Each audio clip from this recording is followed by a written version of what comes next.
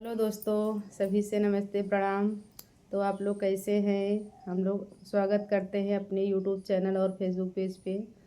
शिवरात्रि नज़दीक है तो इसके उपलक्ष्य में महाशिवरात्रि नज़दीक है तो उसके उपलक्ष्य में एक शिव भजन गीत लाए हैं।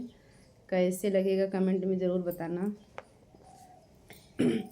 गौरा संगे ब्याहर चावई भोले अपना गौरा संगे ब्याहर चावई भोले अपना गौरा संगे ब्याह कवन दिन तेल कवन दिन मायन कवन दिन तेल कवन दिन मायन कवन दिन सुदीन धरामई भोले अपना कवन दिन सुदीन धरामई भोले अपना गौर संगे ब्याहर चावई भोले